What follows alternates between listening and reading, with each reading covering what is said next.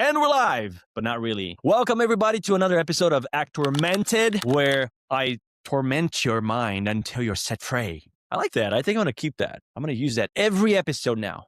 So, anyways, guys, today I want to talk to you about representation, management, and agencies. What do I want to talk about? Do not become a slave of your manager or your agency's ideas and vision for your career. You are the company. You are the CEO. They are an extension. It's a collaborational. Is that a word? It's a collaboration between you guys. But this is your career. This is your life. And ultimately, you're the one being affected by the projects you're a part of and the choices you make. But a lot of actors, they fall into the trap and the illusion that they need the agencies and management more than they need you. So I want you to think about that for a second. And I want to say, no, that's not true. It's a collab. They need you just as much as you need them. Of course, they have other clients. Yeah. If, they drop you or if you fire them, they're going to keep going with their lives and, they're going to have other clients to take care of. But that's not the point. The point is many times because of that posture from the agencies and management, you end up following their vision and just forget about your own vision. And I'm not saying you shouldn't listen to them, but ultimately you're going to be the one saying the last word. And if you hear that, well, we do things that way here. That's how we do things, or we know better, or we have experience, or we know what we're doing. I don't care. This is my career.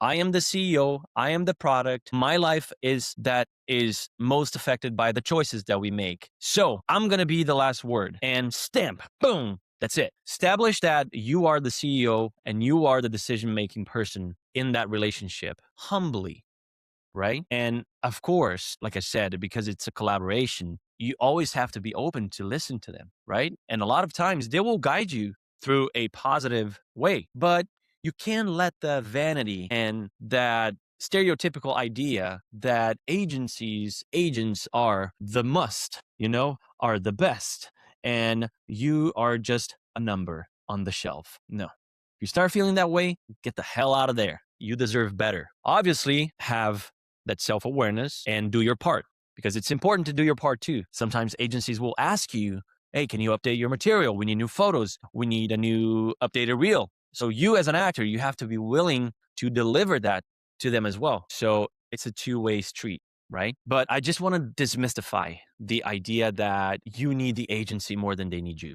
That's not true. I know that the agency comes in with the submission power. Sometimes they come in with know-how and their connections. But why are we doing this if it's not for a vision? You don't want to turn into just numbers. You want to have a vision for your career and you want to stick to that. Making the necessary adjustments. Obviously, you don't have to be hard-headed and just like, oh no, I want this and that's it. And you just keep, beating your head against the wall and nothing's changing and you refuse to listen to your agency or your management. Obviously, I am talking about a healthy relationship with all those nuances where both ways understand the importance of each element of this company, which includes you and includes the agency and the management, etc. Okay. But we do have to establish that hierarchical order and say, hey, I am the CEO. And if you're not comfortable with the way that they are pushing you or with the way that they are prospecting your career for, a job that they submitted you to or the type of jobs that they have been submitting you to, you can say no. You can say, guys, no, I'm not doing this. You can refuse to just bow and be submissive to their vision of how your career should go. I would say always with criteria, humility, and common sense. You should always establish that you are the boss. I don't like to use that word, but that you are the head of this company and your opinion matters. And if they don't want to work with you, too bad, so sad. Maybe they weren't the right fit. Okay. And don't be afraid to fire agents. Don't be afraid to fire management. Don't be trapped into something that you're not happy with. If you have vocalized your concerns and nothing's changing, if you are trying to express your points of view and they are resistant to it just because they don't give you a good reason for it, I think there's always an opportunity to rethink that relationship. Yeah.